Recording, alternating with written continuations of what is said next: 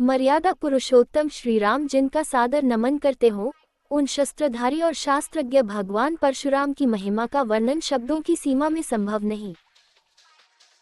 वे योग, वेद और नीति में निष्णात थे, तंत्र कर्म तथा ब्रह्मास्त्र समेत विभिन्न दिव्यास्त्रों के संचालन में भी पारंगत थे, यानी जीवन और अध्यात्म की हर विधा के महारथी।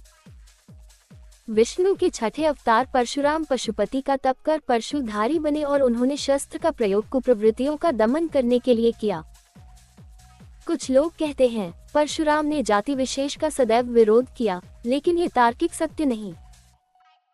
तथ्य तो यह है कि संहार और निर्माण दोनों में कुशल परशुराम जाति नहीं, अपितु अवगुण विरोधी थे।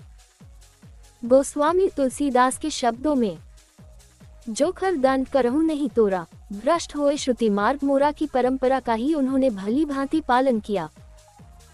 परशुराम ने ऋषियों के सम्मान की पुनर्स्थापना के लिए शस्त्र उठाए।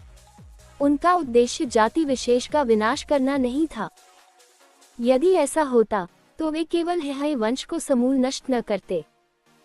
जनक, दशरथ आदि राजाओं का उन्होंने समुचित सम्मान किया। सीता स्वयंवर में श्री राम की वास्तविकता जानने के बाद प्रभु का अभिनंदन किया, तो कौरव सभा में कृष्ण का समर्थन करने में भी परशुराम ने संकोच नहीं किया। कर्ण को श्राप उन्होंने इसलिए नहीं दिया कि कुतिपुत्र किसी विशिष्ट जाति से संबंध रखते हैं, वरन असत्य वाचन करने के दंड स्वरूप कर्ण को सारी विद्या विस्मृत हो जाने का श्राप दिया था।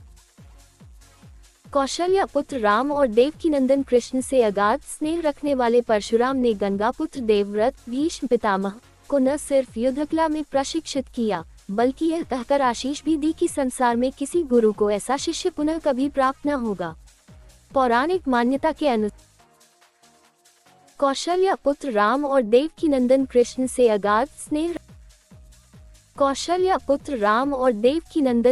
से अगाध स्नेह रखने वाले परशुराम ने गंगा पुत्र देवव्रत भीष्म पितामह को न सिर्फ युद्धकला में प्रशिक्षित किया, बल्कि यह कहकर आशीष भी दी कि संसार में किसी गुरु को ऐसा शिष्य पुनः कभी प्राप्त न होगा। पौराणिक मान्यता के अनुसार अक्षय तृतीया को ही त्रेता युग का प्रारंभ हुआ था।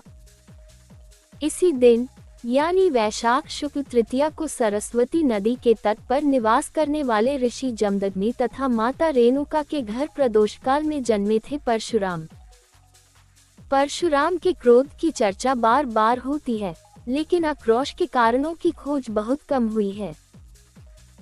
परशुराम ने प्रतिकार स्वरूप हेहय वंश के कार्तवीर्य अर्जुन की वंश बेल का 21 बार विनाश किया था, क्योंकि कामधेनु गाय का हरण करने के लिए अर्जुन पुत्रों ने ऋषि जमदग्नि की हत्या कर दी थी।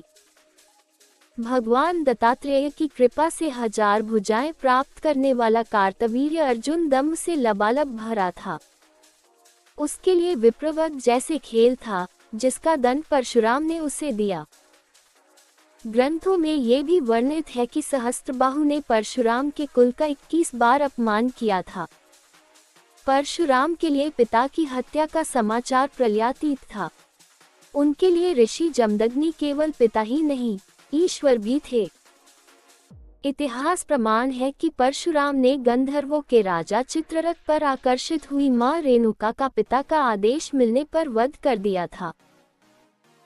जमदग्नि ने पितृ आज्ञा का विरोध कर रहे पुत्रों रुक्मुआन, सुखेन, वसु तथा विश्वानस को जड़ होने का श्राप दिया, लेकिन बाद में परशुराम के अनुरोध पर उन्होंने दयावश पत्नी और पुत्रों को पुनर्जीवित कर दिया। पशुपति भक्त परशुराम ने श्री राम पर भी क्रोध इसलिए व्यक्त किया क्योंकि अयोध्या नरेश ने शिव धनुष तोड़ दिया था। वाल्मीकि रामायण के बालकांड में संदर्भ है कि भगवान परशुराम ने वैष्णव धनुष पर शरसंधान करने के लिए श्री राम को कहा। जब वे इसमें सफल हुए, तब परशुराम ने भी समझ लिया कि विष्णु ने श्री राम स्वरूप धारण किया है। परशुराम के क्रोध का सामना तो गणपति को भी करना पड़ा था। मंगल मूर्ति ने परशुराम को शिव दर्शन से रोक लिया था। रुष्ट परशुराम ने उन पर परशु प्रहार किया, जिससे गणेश का एक दांत नष्ट हो गया और वे एक दंत कहलाए। अश्वत्थामा, हनुमान और विभीषण की भांति प्रभु स्वरूप परशुराम के संबंध में भी